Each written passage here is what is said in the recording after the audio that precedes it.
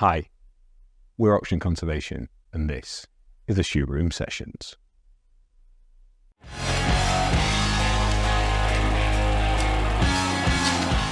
Hello, Crawford. Hello, Rich. Welcome to the Shoot Room. Thank you, Em. Could you tell people who you are and what you do?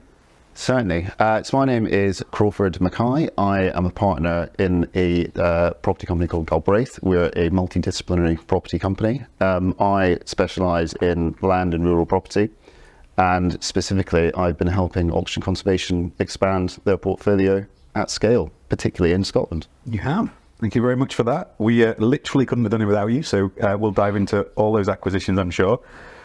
My favourite question, and sometimes with people who have fascinating careers, we don't even get past this question, and I think that might be the case with you, but can you take us through your, usually I say career contents page, but can you take us back to childhood and where you grew up and bring us to how you're here today? Yeah, okay. I'll try and keep it as kind of concise as possible whilst giving you the context, get to the career side of things.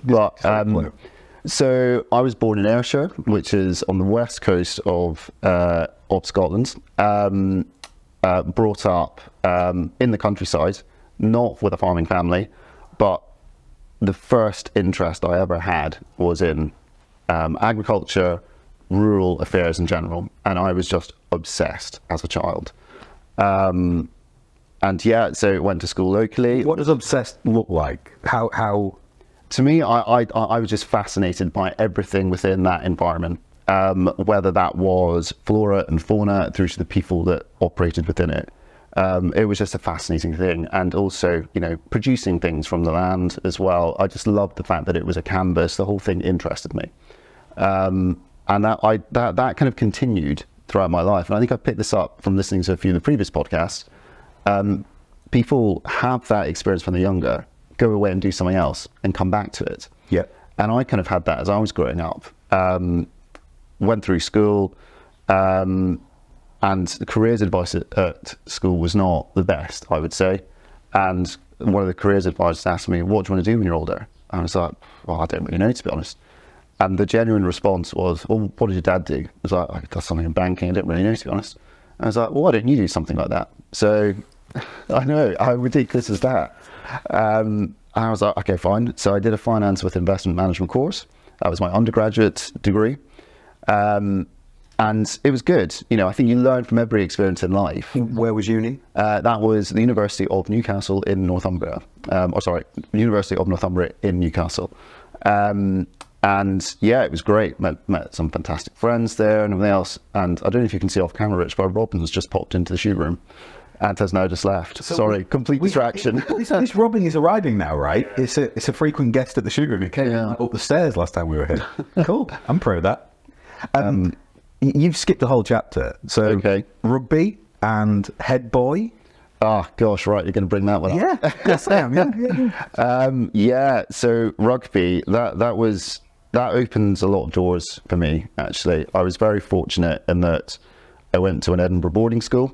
That was never the plan, but I played rugby at a reasonable level when I was younger, and the school offered a scholarship, or they were intending to. They hadn't really released it yet, and through a couple of connections, someone said, well, Crawford, why don't you try for this?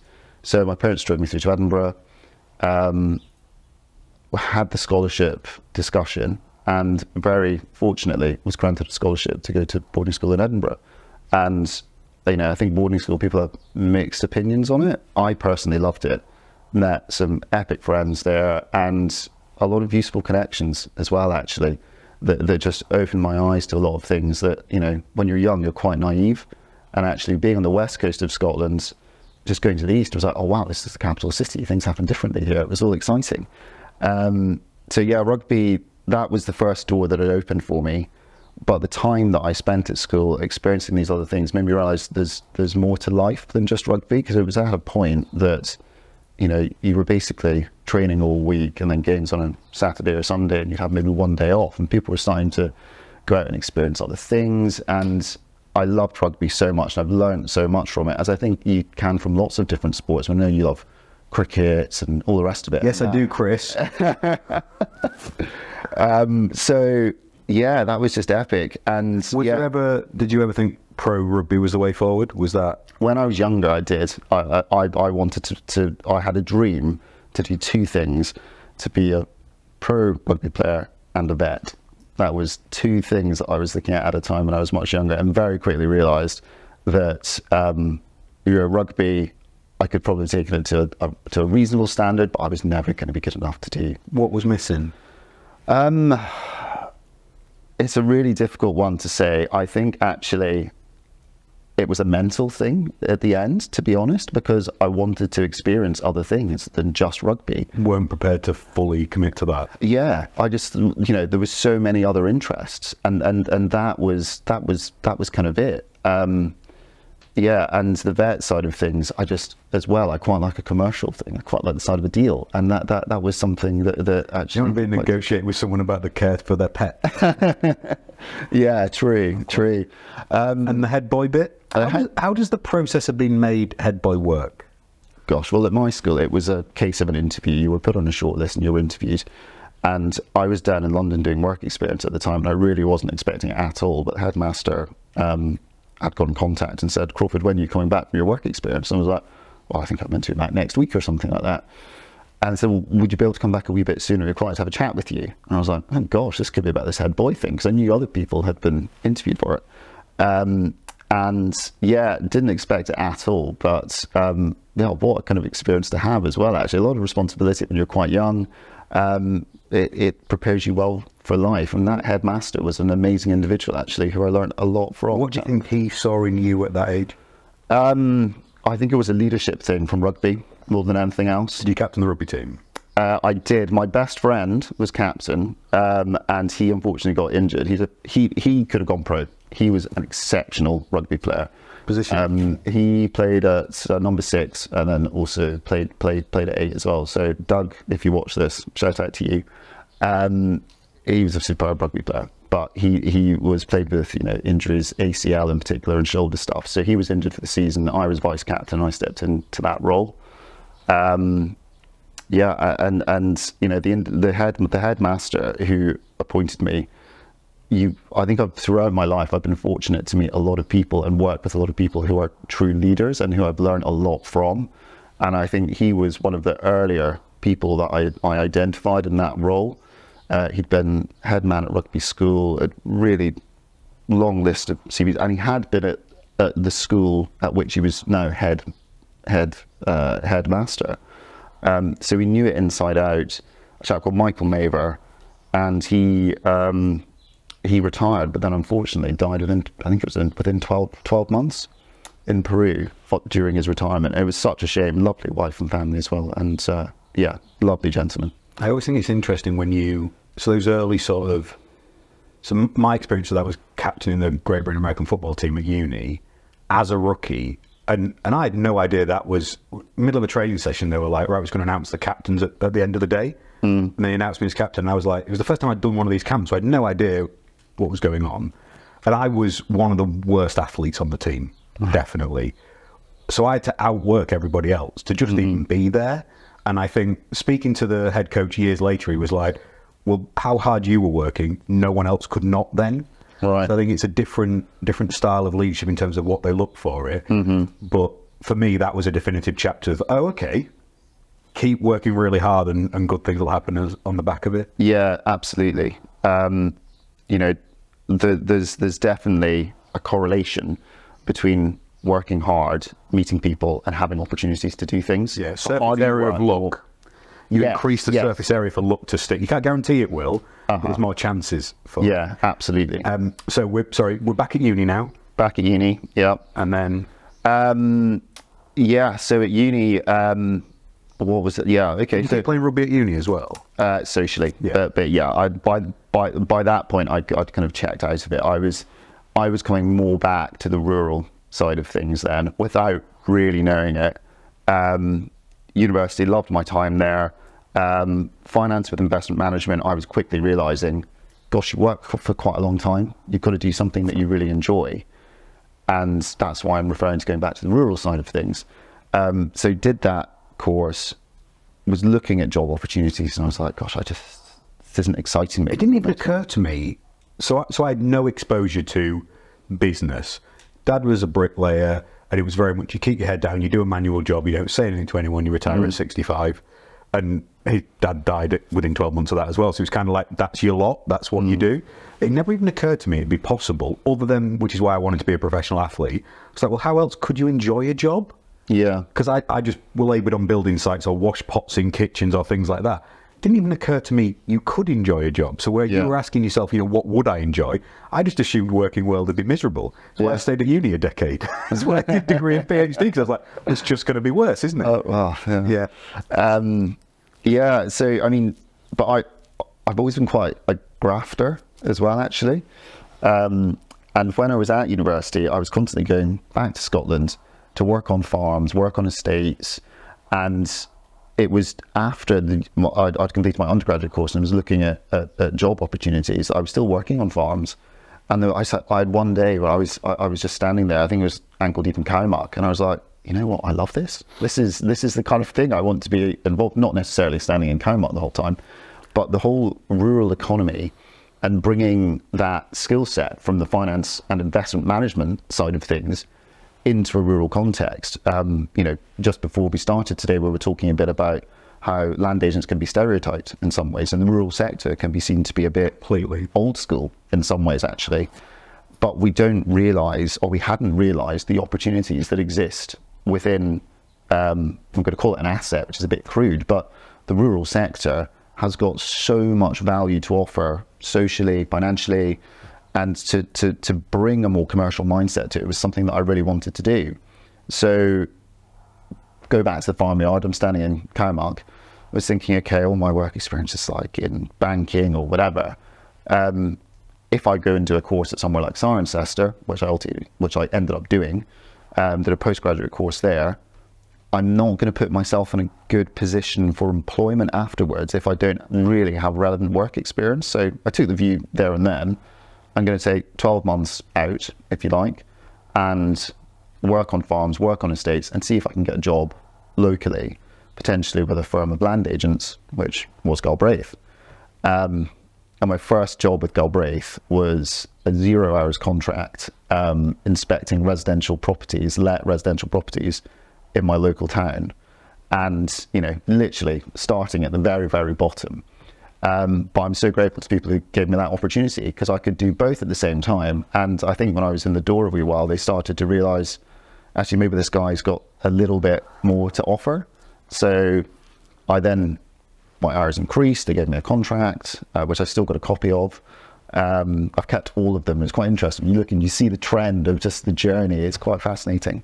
Why? Why did you keep them all? I don't know. I mean, don't get me wrong. My wife wants me to throw them out. I've still got them in hard copy and cluttering up the house. It's just something that I think is quite, I don't know. I actually don't know why I've kept. I still feel that they're important in some ways. I don't know why. So Dan, who you know very well, of course, he keeps everything, like from toys. He's currently trying to put back together his childhood Transformer and He-Man collection of toys that his mum sent to a car boot sale when he'd left home to go to uni. But he's kept everything in terms of nostalgia. I've got nothing, and I don't have an answer why either. I don't even have a copy of my PhD certificate. Now that one my mum lost, but the others I just haven't, because I moved a lot. I was like, right, can I be bothered to move all? Nah, I don't need it. And I've kept nothing at all. So it's so interesting how there's a. I have. Actually, that's not true. Sorry, I've got one Great Britain American football shirt. The only reason I have that is when my parents downsized their house, it was in their loft, and my mum sent me it a year ago. Do you want this? And I'm like, yeah, it's kind of cool. I didn't know I had it. So literally nothing else I've kept. You asking that question has really just made me think about it. I don't hoard things at all, but I've kept them for some reason. And I'm just thinking back to another bit in my childhood. In 1995, our house burned down and we lost everything. So I wonder, maybe it's something to do with that. So how old were you then? I was 7. Wow. And do you remember it? Were you guys there, or? So what happened was, it was a lovely old farmhouse which Mum and Dad had bought as a derelict ruin. So Mum and Dad's, sorry, for this podcast it's going to be chronologically all over the place. It's fine, but run with it. My Mum and Dad are from Glasgow. And they both worked in a bank. met at the bank and wanted to move to the countryside. So they bought a derelict farmhouse in Ayrshire. You know, there was literally water coming in through the ceiling, no running water in the house. Sounds a lot like the places you show us. Oh, thank you. You know, nothing but that. And they did it up and they loved it. It was a proper home. And I was at school at the time, and I'd quite often go into after school club because mum and dad were working very hard. Mum also had my sister to look after. But, you know, after school club kind of got to like 8:30 at night, and I was being given dinner in the headmaster's house, and I was like, I'm not quite sure what's going on here. And anyway, my mum had an old Volkswagen Golf, and she eventually turned up to pick me up, and the headmaster was excellent about the whole thing. And I get out to this Volkswagen Golf, and we had, at that time, a Great Dane, a Collie, and a Golden Retriever, my sister, who was 3 at the time, and a goldfish, all crammed into this little Golf. And yeah, we ended up having to go and stay with friends, but the fire had been spotted by my mum driving to get me from school, and could see smoke going up through the roof, and was like, God, what's going on there? So what happened was, very old farmhouse, open fire, which had been going all day. The roof timbers were set into the chimney, and basically the fire cement had failed at some point, and the roof was set on fire first, and it kind of burnt from the top down. So yeah, photos of me and my sister pre-1995 don't exist really, other than other family members now. Bless your mum. That is, I wonder if that's maybe something. I think that's a hell of a self-diagnosis. Andrew, if you're watching this, let's do some psychology on it. But yeah, wow. Yeah,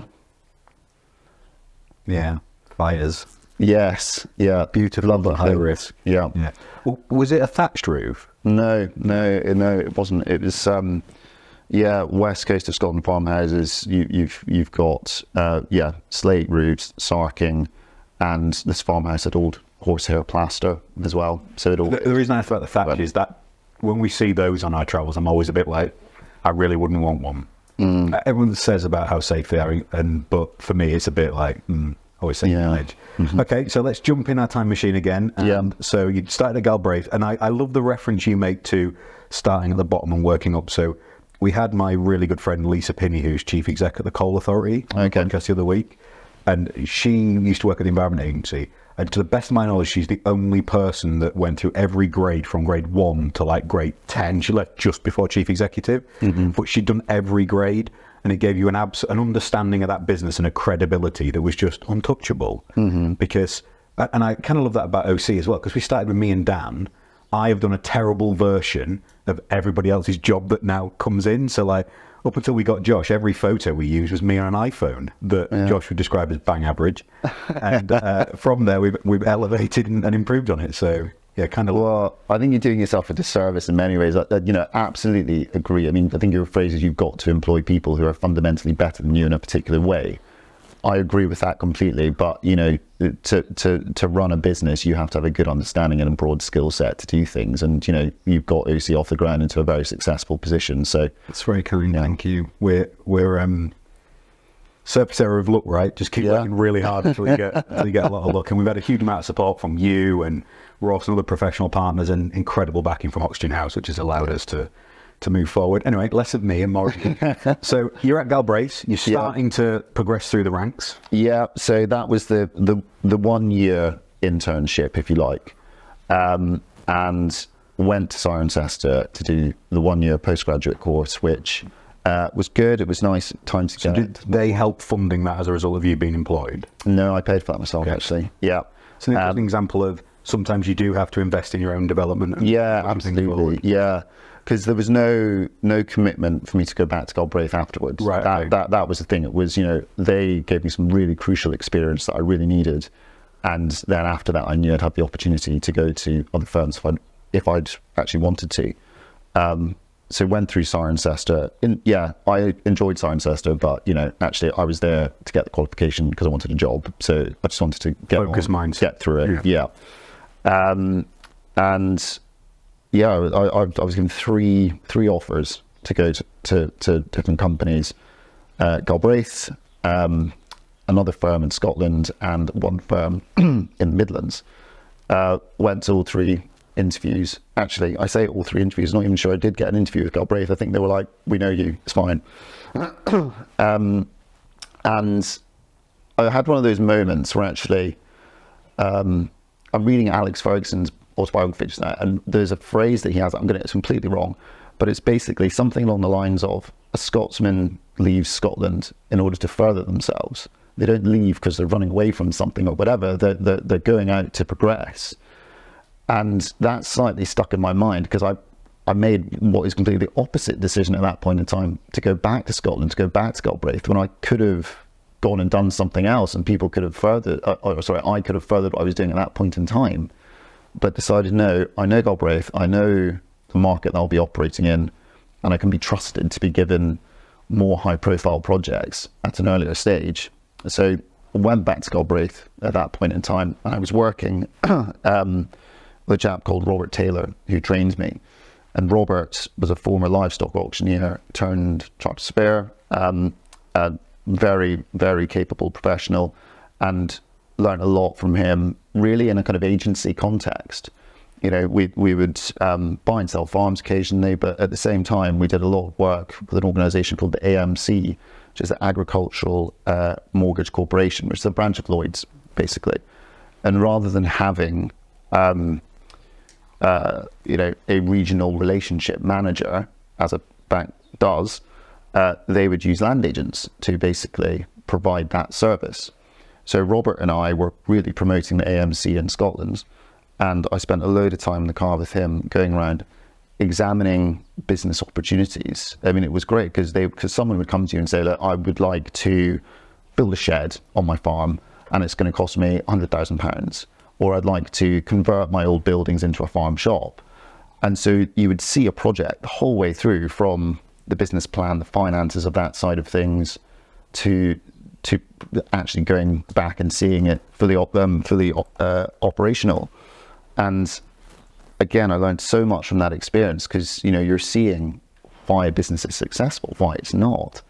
And yeah, so that's mainly what I was doing with Robert there, agency side of things. So a key part of that, and for people early in their careers, it's why I like asking about the contents page, because a career isn't one thing, it's a series of chapters. Yeah. And in that chapter, by the sounds of it, the really important thing was who that boss was, who that line manager and mentor for whatever. Yeah. Because that's the person you're going to learn the most off super quickly. So I think my advice to people out there thinking about their next step in their career is, who is not the company and not the head of the company, but who is the person you're working with every day? Yeah. And what are you going to learn? And are they a person that is going to give you stuff in terms of challenge and feedback and opportunity? Yeah. As opposed to, you know, I've worked with bosses who would keep information from you to preserve their position as opposed to help you improve. So yeah, it sounds like you had a really good relationship with him there. Yeah, I've been really fortunate throughout my whole career. I've got on very well with the individuals that I've worked with. Yeah, they've all been extremely But that's not generous to me. That's how you work as well. And I've seen you with such a range of landowners and people like that. You're very calm, very polite, very professional, but warm at the same time. And you're the same person, but you'll like a 1 or 2 degree adjustment of your positioning to make it as easy for them to work with you as possible. So that's a skill. That's not luck. Well, yeah, I think that's very kind of me to say, and I think it's something that we all need in life as well. I mean, we all come across individuals. We've got one that we're dealing with at the moment who has a particular manner and way of dealing things. They will kind of bulldoze things and just think that's how it happens. I mean, actually, the greatest skill set is probably being able to tell someone to bugger off politely, and they don't know that that's what you're saying until they leave. We had a call with this gentleman the other day, didn't we? Is that the first time you've seen me meet force with force? Because I had to say to him, no. Is it? It's probably the most stern I've seen you, but I mean, it was a very controlled, professional way of being firm as well. I think that's nothing else would have worked then, would it? That was you just had to do that. Yeah. So we had a gentleman who was trying to force an issue through a call and overtalk everybody else, and I just had to say, no, that's not going to happen. Which is really rare, because we've done 11 individual transactions now, and the vast majority being flexible and amiable and relaxed on everything is absolutely the way to go. Yeah. We talked about it on Ross's podcast, actually, and some of my favourites when Ross has to get like pushy and get his elbows out, and it's quite funny because Ross is like the loveliest human being ever, and then if you get angry Ross, that's like there's actually the day Kate who works with, we did Kate's podcast actually. Kate who works with Ross, she was like, they got angry Kate this afternoon. It's so funny when the lovers get that way. So we are in the fledgling stages of your second stint at Galbraith. Yep. Gosh, right, okay. So yeah, running around with Robert. The good thing that I loved about the job actually was I was not geographically restricted. All over Scotland, islands out on the west coast. You know, going over to Kintyre, to Perthshire, which is quite different. When you normally go to a land agency as a graduate, it's quite a regional focus. So actually, it allowed me to spread my wings quite a lot, which I was really loved. When you made about the Ferguson quote, I almost dove in at that point because there are lots of different ways to grow and broaden yourself. Sometimes that's a geographical move or to a bigger company or a bigger location, but sometimes it can be into a bigger role in a smaller location. Yes, yeah, so, yeah, which is exactly why I wanted to do it, and I'm so pleased that I did because it did put me in the right position. And actually, when I got qualified, there was there were personal reasons why I wanted to move on, which I'll get on to.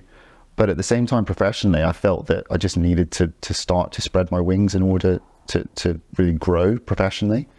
So that probably takes me on to next stage of career, which was really driven by personal situation as much as anything else, which is my then girlfriend and now wife was living in London. She previously lived and worked in The Hague. And I was spending time going. How did you meet? How do we meet? That was at university. should have probably touched upon that back then. But yeah, no. So Lexi and I have been together since uni, and I got married in 2017. But we were doing long distance for a long period of time, and it was, you could manage it, but it wasn't a long-term solution. And it was either I moved to London or she moved to the west coast of Scotland, and there was only going to be one winner at that point in time. And were you open to that, or did you try and make the push for Scotland? I was open to it. I knew I needed a different challenge. I knew I needed to grow, but at the same time I didn't really know how I wanted to do it. And I went for an interview with Stratton Parker, actually, to a slight change in my career, to work as a development and valuation surveyor. So looking at buildings, what exactly the development opportunity was, and worked through a valuation process to support a lending application or whatever. And incredibly dull. It was. I didn't last long. I lasted five months. I was doing the reverse commute from London out to Sevenoaks. My interview had been at Strutz's head office on Hill Street, and I should have known that actually it wasn't the right thing. This is glamorous, this is super cool, like this and then. And I was like, I'm sure Sevenoaks will be fine and nice. But so I had the interview, and again, the person who interviewed me was a really great guy, and walked out of there, and they've got this like kind of tiled floor in their kind of reception area. And I walked back to the reception bit, and I just heard this. I was like, oh my God, what on earth is that? And I could feel my heel was sitting a bit lower. So I kind of propped my phone. I was like, yes, very good to meet you. Thank you very much for the interview, blah, blah, blah. And walked out there, probably looking quite awkwardly, but my shoes had fallen apart in the whole interview place. So somewhere in Struts, and someone's thinking, what on earth is going on here? This guy's walking strangely, and there's a shoe lying over there. So it was probably a sign that, that was of things to come. But so commuting out of London, doing this job, which, I wasn't loving at the time. And I quickly realized I got into property because it was rural property. That was the passion. That's what I wanted. It was what I enjoyed. And I felt that it wasn't the right thing for me. And I had one particular moment. I was out somewhere in Kent, working very late. I got back into London, got back to the flat probably about 11:15 at night. And I was like, this just isn't for me. And I Googled rural jobs, London, whilst having my dinner. And one job popped up, because rural jobs in London are like hen's teeth. Somewhat of an oxymoron. Yeah. And one job came up, and that was with the Church Commissioners for England, who are a large institutional landowner. And the closing date for applications was midday the following day. So this is basically midnight. I was like, right, okay, dust down the CV. chuck it in for this role as a rural asset manager and see how I got on. I probably won't get it, blah, blah, blah. CV goes in, recruiter phones you back and says, yes, you're probably a bit young, not quite enough experience for the role, but I'll put you forward anyway. And to my amazement, I think to the recruiter's amazement, got a call back to say, oh, actually, I'd quite like to have a chat with you. So I was like, oh, cool, great. So went into Church House, which is where the church commissioners are based, for an interview to be a rural asset manager on their portfolio, 100,000 acre portfolio throughout England and Wales. They're a large, diversified endowment. You know, when I left, there were about 10 billion assets under management, or total assets, of which real assets, I think, was about 3 billion, and farmland was kind of 650 million or something like that. So it was, going back to my earlier comment about wanting to link the rural environment in a more kind of investment focused commercial manner. That's it. That was just perfect for me. I absolutely loved it. It was a great job. And, you know, 45 states throughout England, and, you know, took me to all kinds of different geographies, took me to Africa. Did you visit all 45? Yes. Nice. Yeah, I did. But it was, you know, it was a proper asset management role to a certain extent. There was less property management. We used Savills to manage the northern portfolio, anything north of Peterborough, anything south of Peterborough was Stratton Parker, and made some really good friendships through that, actually. A lot of professional learning and connections from people I otherwise wouldn't have had exposure to. In that kind of professional context as a rural surveyor, but also an entirely different skill set that I didn't appreciate at that time at all, which was exposure to experienced people of experience and power, I suppose, within a large financial institution. And I, you know, was very fortunate to be able to present and sit on certain committees where, you know, the chairman would be speaking and actually chairing a meeting well.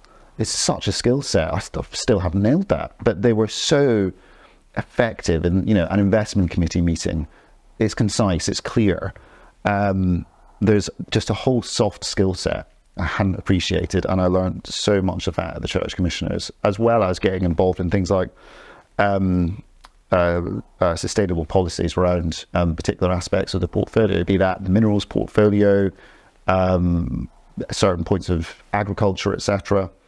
But also, at the end of the day, the church commissioners are an endowment to provide for the running cost of the Church of England. It's got to make financial sense, and it was quite commercial in that way as well, which, you know, meant I was very fortunate to go and buy certain farms or estates, which either we saw as a pure agricultural play with energy on it, for instance. Might have been, so there was one farm which we bought, had a 225 kilowatt wind turbine on it, providing good income. That sat within our fund really, really nicely. But there was another part of the business was strategic land. So I think there was something like 24,000 homes either allocated or consented within the portfolio. Wow.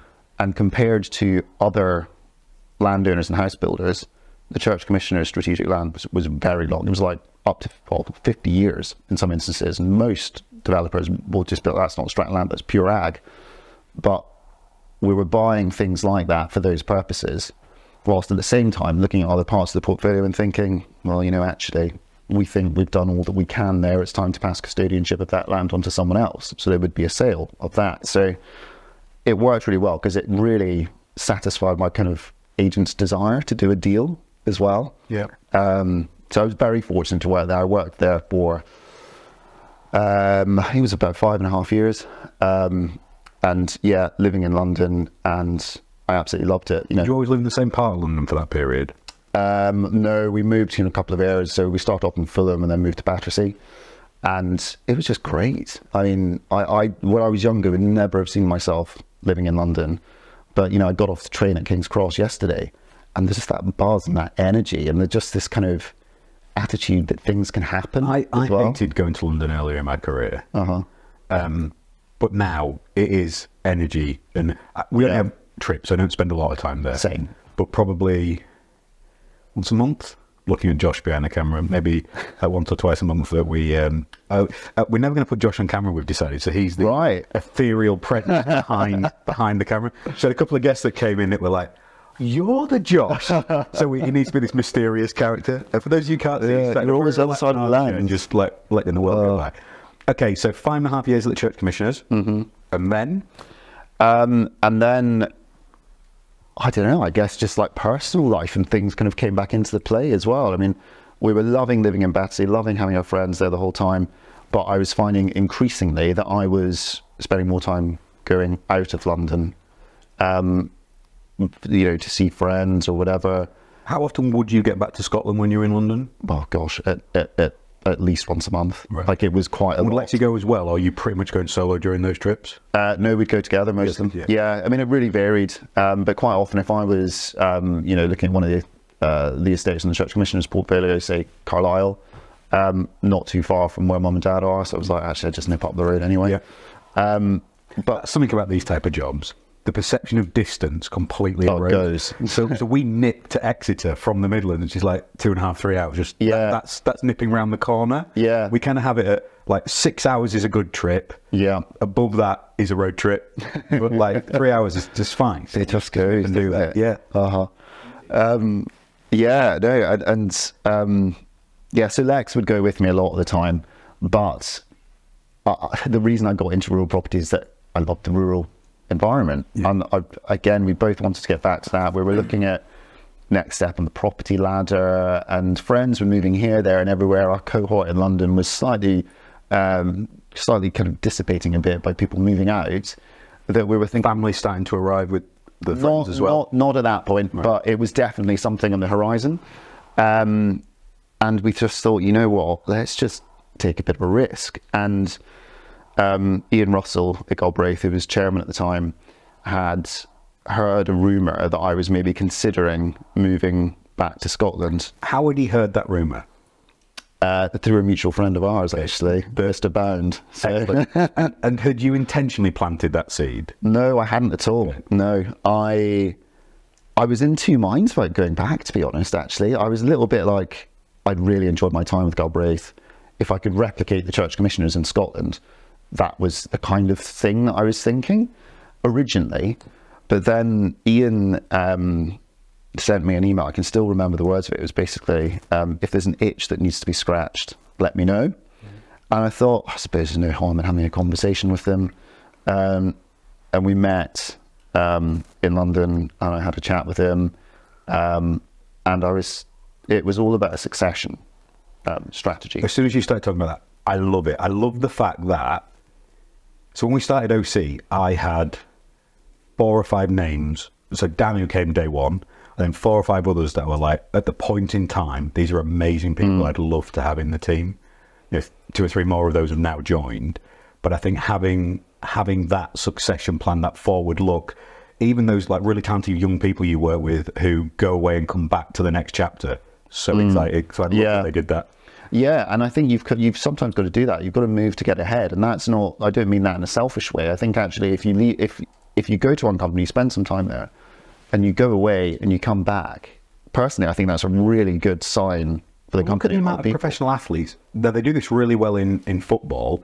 You know, send people on loan to other clubs for their experiences. Precisely. The mad thing is, so I'm a big American football fan, they don't do it there. So you end up with someone really talented who just has to sit on the bench and not get to play. And you sort of think, why isn't there the potential of doing that? And I think in the years to come, it'll happen, because you only get better by experience and playing and failures and things like that. So and so I mean, at first I was a bit kind of, I don't quite know. Is this something that I want to do? The conversation with Ian went well. It was succession around James Galbraith, one of the founders of the company, and some other bits and pieces thrown in there. And I said to Ian, I was like, look, to be honest, I quite enjoy my agency work as well. I'm not, not wanting to be selling houses on the high street, but I feel that having had that experience within the fund, that I knew how to make a purchase work and how to make it work well, and I quite enjoyed. I love knowing stuff that other people don't as well. Do you get that? I mean, you feel like you're in the know. Yes, massively, but I hadn't thought about it that way until you described it. So I remember the other day someone said something, and I can't tell you. And I was like, oh, that doesn't happen anymore. Yeah. People just tell us stuff. It's like, I don't ask. They're just like, you get all the, once you're at a level of a business, you just get all the information. And then someone said, oh no, I can't tell you that. And it's a yes, Humphrey, it's a yes, Minister quote from, well, I naturally assumed that meant you were going to tell me. It's a secret. But of course, being on the know is in the know. Yeah, and of course, in our industry, discretion is key. But so's information. Yes. You know, Ian could have said, well, you know, actually come back up. This will be the core element of the job.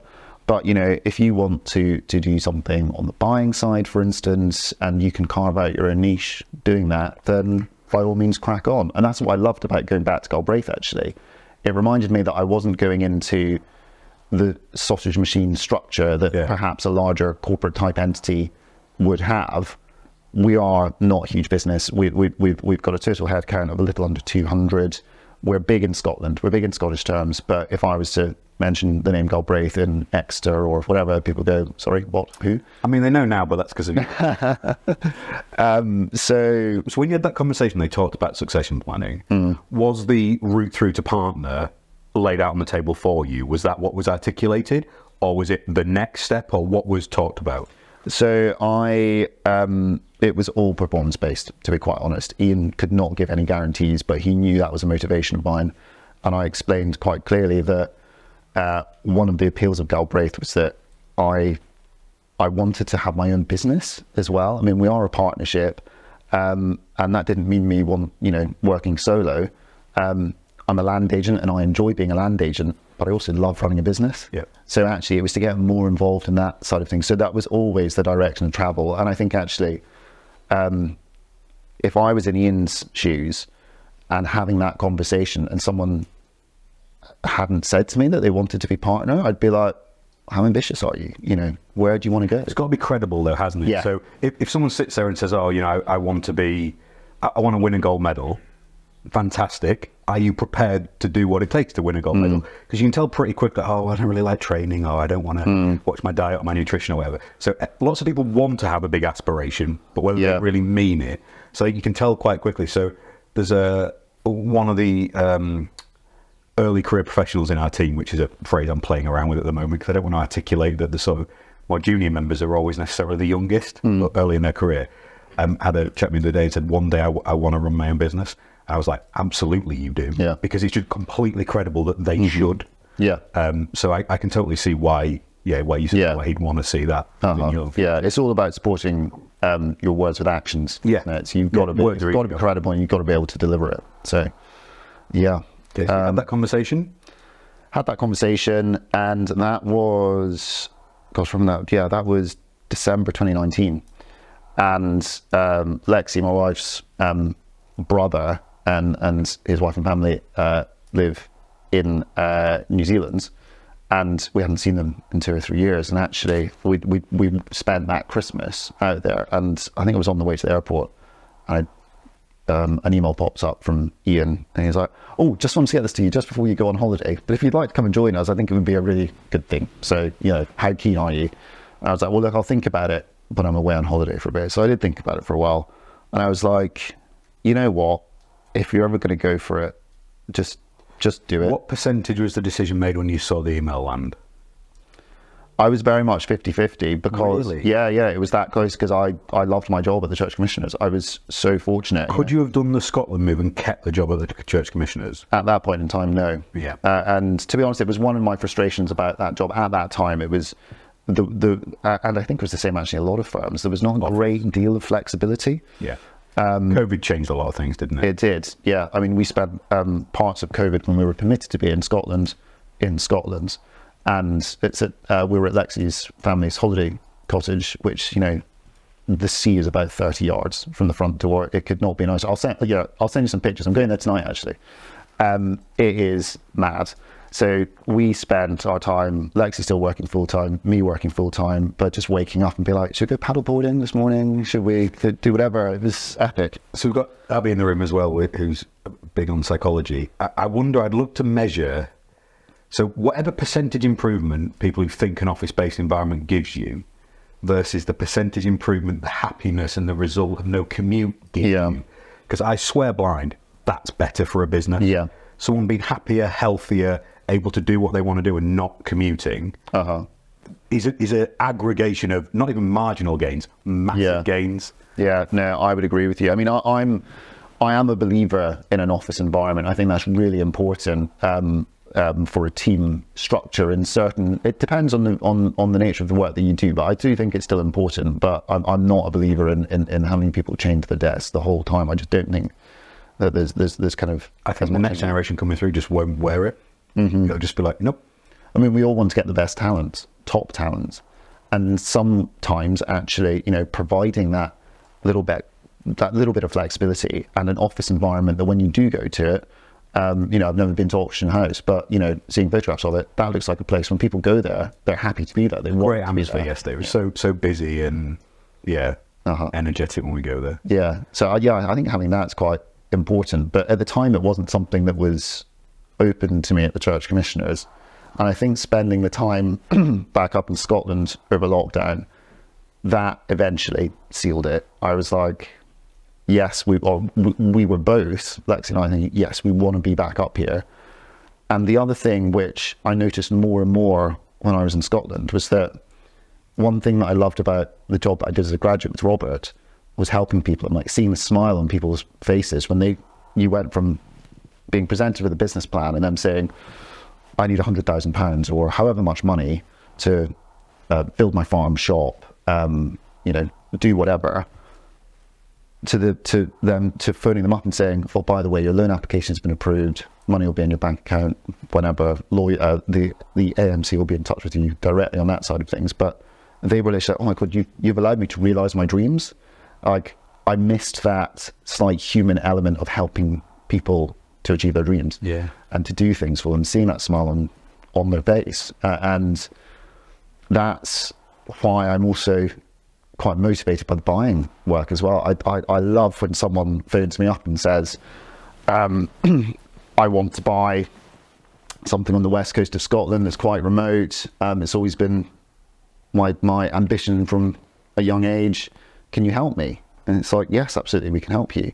And same when we met, to help Auction Conservation scale the portfolio is a real privilege, and it's a job I love. How on earth did we meet? Gosh, really fortuitously, I think, actually. And it was a bit of a two strands running in parallel, I think. So I was talking to someone at another company within the Auction House group about renewable energy development, and chatting later, I'd done some work with him when he was at a previous company, and he said, oh, actually, I think someone within the Auction House group has just reached out to a colleague of yours about buying land in Scotland. And I was like, oh, right, who's that? It's like, oh, it's this chap called Dr. Rich Stockdale, blah, blah, blah. And he's reached out to someone called John. And I was like, is it John Robin Bound? Like, that sounds about right. I was like, okay, all right. And he explained a bit about auction conservation and direction of travel. And I was like, I don't remember how I heard of JR either. My first memory of JR is, we were at a Leon estate, which has terrible, terrible Wi-Fi, and had this call scheduled in. And he was meeting JR in his big, like, drawing room or dining room, beautiful house behind him. And I had no idea who he was, and we hadn't bought any land in Scotland yet, so it was really early in that process. He was very charming and knowledgeable, asked some great questions. Like, oh, this guy's cool, I really like him. But I have no idea how that meeting came in my diary. I don't remember. Well, I think is when because on the back of the call I'd had, straight away I was like, gosh, we've got to get in with these guys. This sounds amazing. Phone JR, and I was like, have you got a voicemail or an email or something like that from a chap called Rich Stockdale? And he was like, oh, yeah, I do actually. I've just picked it up. I need to get in touch with them. I was like, well, get on the phone ASAP. So those two things are kind of running in parallel. JR clearly had a conversation with you, and I think we were just coming out of COVID lockdowns and stuff. Or it was a bit later on. There was still maybe it was later on, but there was some restrictions. Was it like January, Feb 22 or something? God, yeah, it probably was around that actually. We went to March that year, didn't we? The reason that I'm thinking about COVID is that we we were going to view the first estate that we ever viewed together, which I won't mention the name at the moment. And JR was meant to be coming along as well. That's right. And he got COVID. He did, yeah. And he was like, sorry, Crawford, you're going to have to fly solo with these guys. And I was like, no problem, sounds grand. Yeah.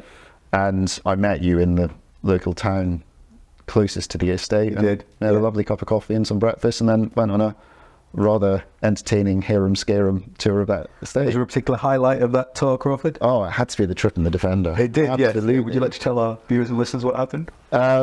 Yeah. So the gentleman who took us round had just bought one of these new Land Rover Defenders. Very nice cars, lovely vehicle. Except for the massive dent you'd put in the front car. Yeah. Big dent in the front wing. And we were all kind of looking at it. I mean, Josh and Dan, you guys are kind of car men too. And we were like, oh, that's quite a bad dent. And I can't remember who asked it. So Dan. How did you do that?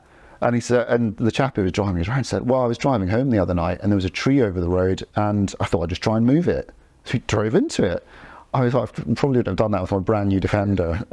Anyway. There was a 10-minute rant about how the old one wouldn't. Old one would have been fine, yeah, it would have been grand. Yeah. You're like, okay, might have tried it with an old Defender, probably not. But that probably was the warning shot that we needed for this guy's driving style. And Josh is showing us a picture behind the camera. Yeah. It was, that was quite an interesting one. And we came down off the hill. The road goes past the lodge on this estate.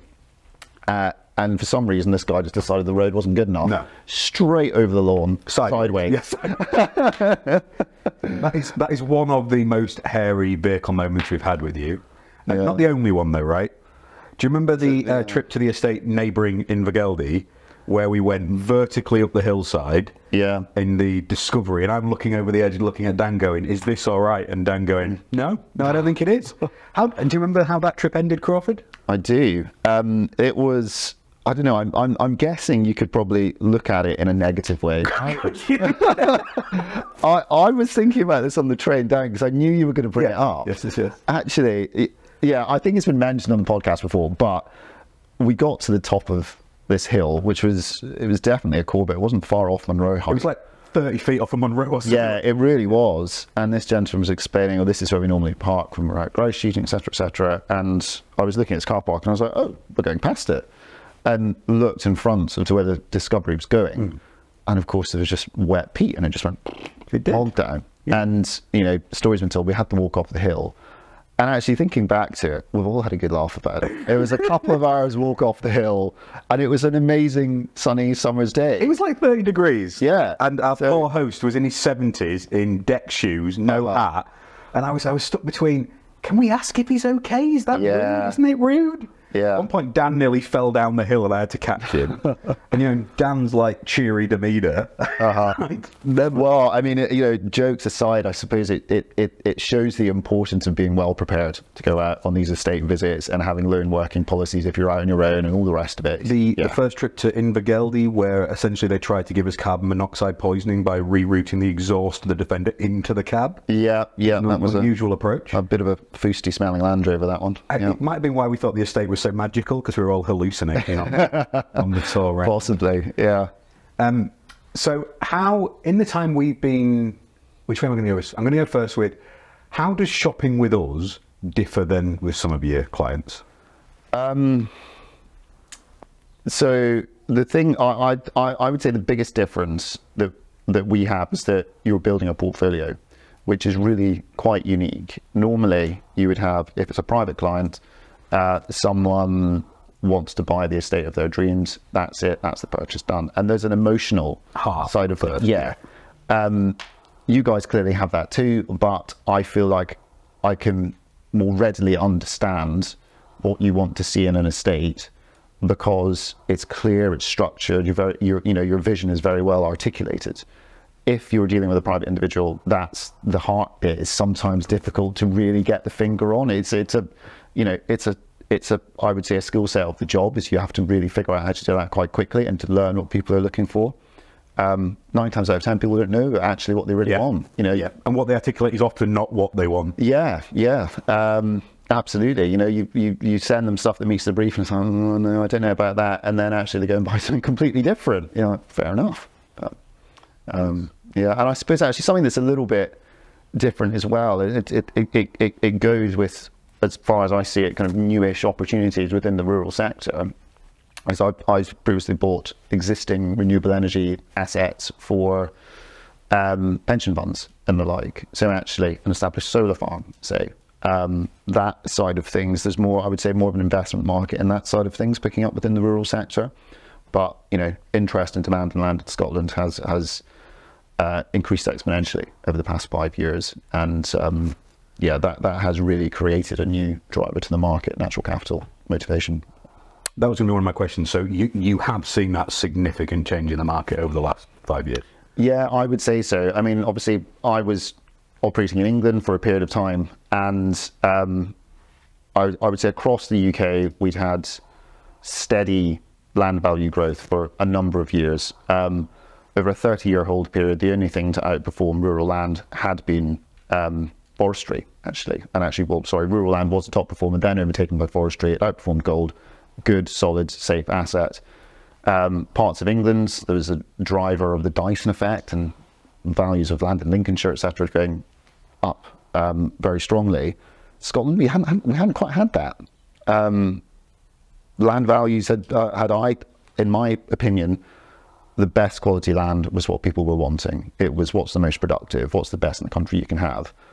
Upland areas were a bit kind of, well, I'm not really sure why you'd want that, because actually farming productivity isn't necessarily there. And it's only within this, say, 5 to 10 years that we've seen the land values go up in Scotland, or within the last 5 certainly, due to interest in upland areas, not just from natural capital perspective, but commercial forestry too. And yeah, that's been, as far as I get, that land value growth and interest from a slightly different profile of purchaser than we would have had previously. And what do you think we're going to see in 24 and 25 and 26 moving forward?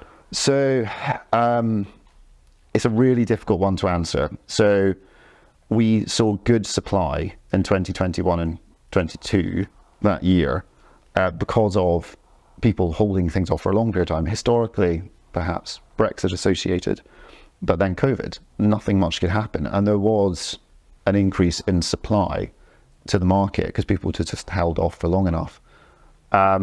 We've seen that supply contract recently. You know, there's a lot of, I would say, capital seeking a home in the marketplace with limited opportunities coming up.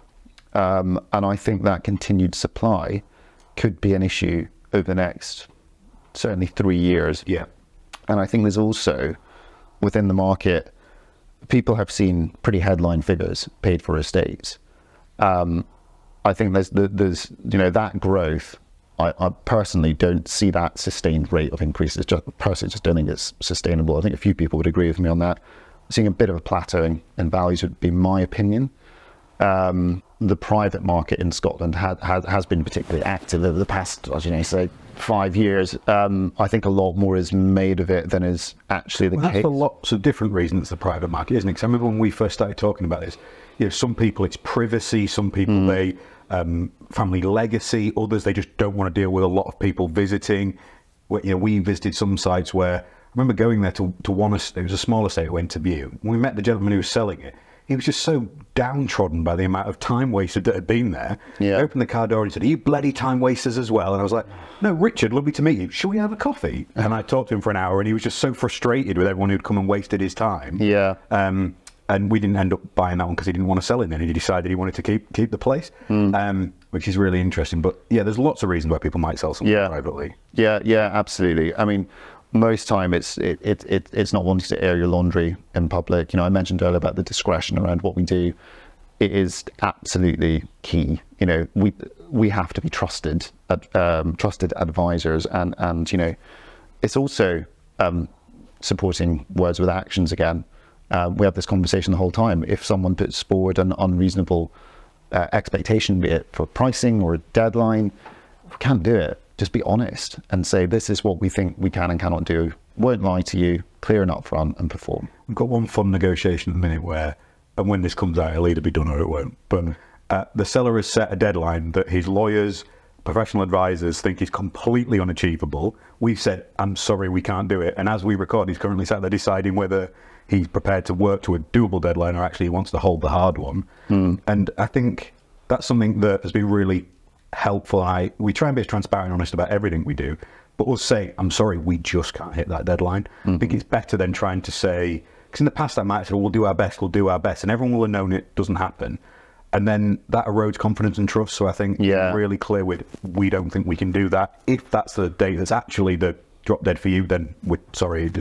I mean, you know, we talk about credibility in relation to credits, but also in relation to a transaction as well. I think is crucially important. And, you know, hopefully that deal goes ahead. Fingers crossed. Because I think, it'd be a lovely addition to the portfolio. Yeah, and there's a hell of a story we'll be able to tell if we do get this one. Yeah. I think. So my next question, and I'm going to bounce around this a little bit as well. Which is your favourite viewing to anywhere we've ever done? Gosh, to try and nail it down to one, I might talk about a couple of experiences. Yeah. The obvious one, I think, is Invergeldy, because that's the first deal that we did together. Yeah. And I can remember when we were coming back down Glenlednock, and Josh, you had the drone up, and we were in the Land Rover. High as a kite. Yeah. And the drone was following us down, and I was just looking around in that landscape. I was thinking, like, this is pretty cool. Yeah. And, you know, there are some pretty harsh elements there too as well. You know, the dam in Loch Glennock. Yeah, we went there to dismiss it based on that dam, because I couldn't square the circle of... There's one of my learns, again, the contradictions of the compromises you have to make. I am anti-dams, I'm anti-hydropower because I think it destroys river systems. However, it does provide power to 100,000 homes. Yeah. Am I prepared to, you know, view that as a barrier to the good we could do across 12,000 acres? No. When I sat there and really thought it through, no, it's not a reason. But there's lots of people out there who can deal in absolutes, but they're not people who are actually trying to do anything to improve things. Yeah, exactly. I mean, to me, Invergeldy, and I've used this term with you before, I would describe it as being in the kind of Belgravia of Scotland, to be honest. It's not part of Perthshire. It's lovely. Very accessible, beautiful surroundings. It's got so much going for it. So I would say Invergeldy stands out for the obvious reason that it was the first deal that we did together. Another viewing, which is one that we didn't actually do in the end, it was a really sounding out mission, seeing what's what. It's when we all went to an island location, and it was a big estate. It was 42,000 acres. It was half an island. Yeah, half an island. The gentleman who owned it very kindly put us up in the estate lodge, and we were looked after like kings. The housekeeper put on an amazing meal for us. I had a plate of salmon put down in front of me that could have fed a family of 4, some amazing venison. We were really, really well looked after. But we only had one day in which to see this island. Well, it was summer equinox, wasn't it? Yeah. And we essentially were presented with Christmas dinner, and it was still light at 11:30 at night outside. It was the most disorientating experience I've ever had. Yeah, I went for a brief walk after dinner, and it was just so peaceful. Except for the midges. Except the midges, of course. But yeah, so we had one day in which to see the estate, and they said, well, the easiest way to see it is by boat. Well, no, what did they offer first? Oh, the helicopter. And I was like, we're not doing it. That wasn't going to tick the ball. No. So yeah, boat was great. We went out on the boat, and it was one of those days you're like, gosh, I love my job. It's the brilliant. keeper was the most incredible human being ever. We were all looking at this guy going, we want to be like him when we grow up. Yeah, and he was just such a nice boat captain and just incredible guy. Yeah. Really loved that. And then the minke whales. And then the whales, which he just stopped the boat, didn't he? And didn't say anything. And then we just saw these 2 minke whales. Yeah, and we were because we went away to the furthest point, into one of the sea locks. Yeah. Looking at that amazing landscape, seeing what we could. Josh had the drone, obviously. That's another story in itself. I almost lost the drone in the sea. It did, yeah. But kind of. So, I mean, I'm not a drone person, but from what I understand, there's a feature that it goes back to its last known safe spot. Obviously, if you're in a boat and you've moved, that thing's going to get pretty wet. There isn't a boat though, is it? No, it's not a movie. No. All right. Yeah, and then those he was really chilled because he was like, could we pause the boat a second? Would you mind? Yeah. as this drone's like sat above the water, it's not moving. I'm like, we all right? He's like, nope. Are you good in the crisis? Yeah. So that trip was spectacular, and I'm going to do a shout out to Serena, who's out there. As like aside of that project, I ended up making very good friends with one of the daughters of the owner there, who's doing some amazing things in natural capital. And that's been, you mentioned it about seeing the smiles on people's faces and the stories and but the characters we've met along the way have just been. Oh, we've met some people you learn from in a positive and negative way. There's one particular land agent we love in Scotland I haven't seen for a while, but the last time we went out on a site view, we put Josh in the vehicle with them. And that was a fun story. Where Josh just told them all about the business model for OC that he essentially made up on the spot to work in different ways. This individual I was funding OC. Yeah, right. It was yeah, you're the money man. You've got to have some fun on these journeys. Absolutely. So moving forward, we're going to try and do a huge amount in terms of land acquisition in the coming years. What advice would you give to sellers out there who want to best position their estate for a sale to a natural capital based buyer? So I'd probably caveat by saying it doesn't just have to be to a natural capital based buyer, to any buyer is just seller readiness. Be prepared. What does that look like? So a lot of these estates are obviously very historic ownerships. They've been in families for a long period of time, and there are certain things that are taken for granted. And also, we work in professional organizations where there are clear structures and processes around things. If you are a private individual and you're on your estate and have been for years, A, it's a big decision from an emotional level to part with an estate, but B, you've got to get yourself to a point where actually everything is clearly documented and understood, and the selling agents have a big part to play in that as well. We obviously have our acquisition readiness questionnaire that outlines some of those questions, but you know, we've been very fortunate with some of our acquisitions. So you know, if we look at B&H, for instance, that was a Vaughan Buccleuch Estates property.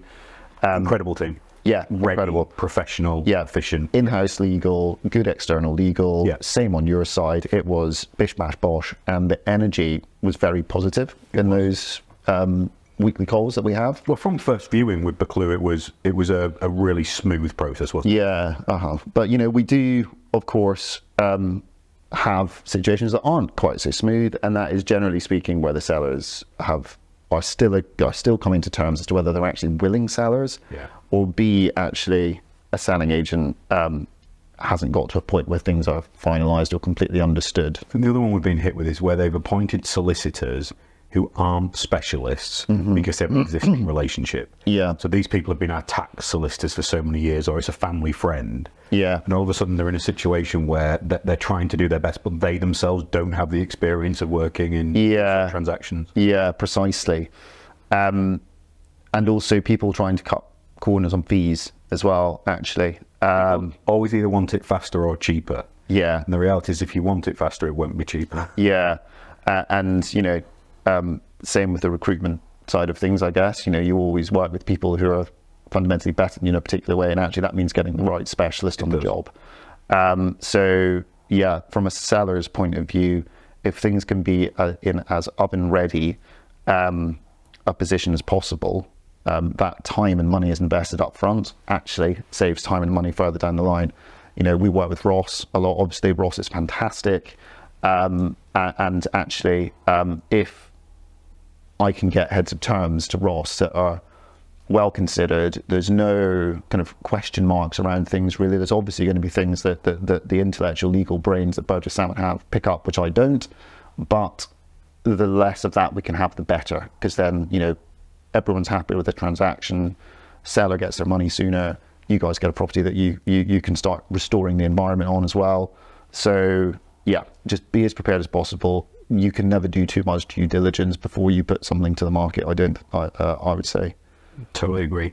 It's right that you mentioned Ross, because I think certainly Ross and team and you have been so instrumental to what we are doing, and we very much view as extensions of the team. So opportunity on behalf of everyone else to just say thank you for everything you've done to help us scale conservation so far. And Crawford, I've been looking forward to doing your shoot room for a long time. Thank you very much for travelling down, and yeah, it's an absolute pleasure to have had you. So thank you so much for having me. Bye guys.